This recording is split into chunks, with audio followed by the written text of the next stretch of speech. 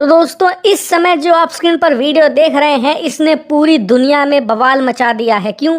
दरअसल अब से कुछ मिनटों पहले निकलकर सामने आई इस वीडियो में आप देख सकते हैं कि ईरानी रेवोल्यूशनरी गार्ड यानी कि ईरान की सेना की जो सबसे एलीट कमांडो फोर्स है उसके जवान एक हेलीकॉप्टर के जरिए एक माल ढुलाई शिप पर उतर रहे हैं। जी हाँ, ये एक कमर्शियल शिप है जिसका काम है सामान एक जगह से दूसरी जगह पहुंचाना। अब से कुछ ही मिनटों पहले ईरानी सेना ने इस कमांडो कार्रवाई के जरिए इस शिप पर कब्जा कर लिया है जिसका नाम है MSC एराइज। और इस शिप पर जितने भी लोग थे यानी कि जितने भी क्रू के सदस्य थे जो इसे चलाने के लिए, इसे मेंटेन करने के लिए थे, उन्हें भी अपने कब्जे में ले लिया गया है। और फिलहाल ये शिप स्ट्रेट ऑफ हरमुज वहां से ईरान की तरफ रवाना हो गई है। स्ट्रेट ऑफ हरमुज कहाँ है स्क्रीन पर आप देखिए, ये एक छोटा सा पैसेज है यूनाइटेड अरब अमीरात और साथ ही ईरान के बीच में। और आपको बता दूं कि पूरे वर्ल्ड का जो 40% कच्चा तेल है वो इसी स्ट्रेट ऑफ हरमुज से होकर गुजरता है। फिलहाल के लिए ईरान ने यहीं पर यह कमांडो कार्रवाई करी है और इस शिप को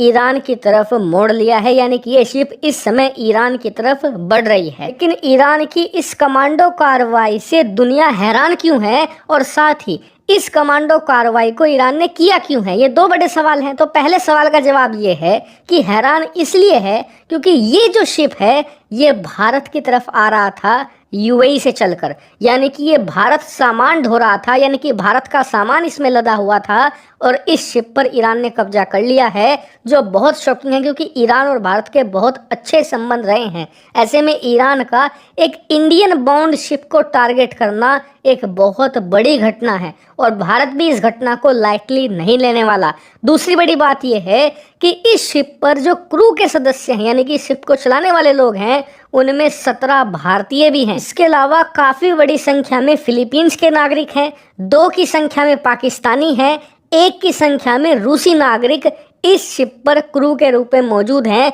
वो भी इस वक्त ईरान के कब्जे में है और इसीलिए भारत भारतीय नागरिकों की जो सुरक्षा है उसे भी अब प्रायोरिटाइज करेगा और पूरी कोशिश करेगा कि इस शिप को भी छुड़ाया जाए और साथ ही जो भारतीय नागरिक हैं वो भी सुरक्षित भारत लौटे। लेकिन अब दूसरा बड़ा सवाल उठता है कि ईरान को ये कमांडो कार्रवाई करने की जरूरत क्यों पड़ी। तो देखिए, इसके पीछे कारण ये दिया जा रहा है कि जो ये शिप है ये थी पुर्तगाल के झंडे वाले, यानी कि इस शिप को रजिस्टर करवाया गया था पुर्तगाल में, लेकिन जो इसका मालिक है वो एक इजरायली अरबपति है। इसीलिए इजराइल ने आरोप लगाया है कि अब से 1 हफ्ता पहले इजराइल ने सीरिया के अंदर घुसकर जो ईरान की एम्बेसी पर हमला किया था और उसमें कई ईरानी सेना के टॉप कमांडर मार गिराए थे, उनका बदला लेने के बारे में बार बार कह रहा था पिछले 1 हफ्ते से ईरान, लेकिन बदला नहीं ले पा रहा था क्योंकि अमेरिका और इजराइल ने सिक्योरिटी बहुत ज़्यादा टाइट करके रखी हुई है। इसीलिए ईरान की सिचुएशन वो है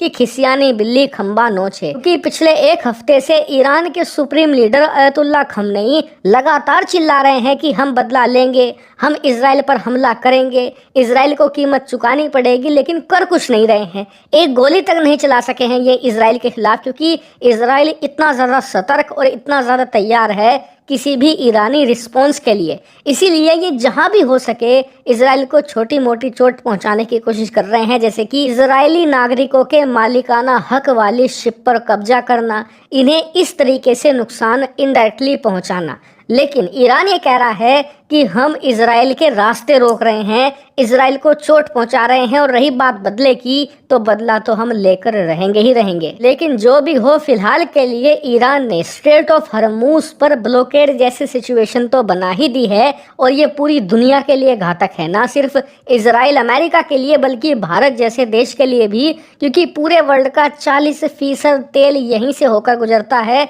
स्ट्रेट ऑफ हरमुज में अगर कोई भी कॉन्फ्लिक्ट स्टार्ट होगा तो इसका खामियाजा पूरी दुनिया भुगतेगी और जो आम लोग हैं जैसे कि आप और मैं, हम लोग सबसे ज़्यादा भुगतेंगे, क्योंकि अगर यहाँ पर टेंशन क्रिएट होंगी तो कच्चे तेल की कीमतें बढ़ना शुरू हो जाएंगी और कच्चे तेल की कीमतें बढ़ेंगी तो महंगाई भी आसमान छुएगी। इसीलिए सिचुएशन पूरी दुनिया के लिए इस वक्त टेंशन वाली हो गई है। देखने वाली बात यह है कि ईरान आने वाले समय में अब क्या कार्रवाई करता है और भारत अपने बंधकों को और अपने माल को छुड़ाने के लिए क्या करता है।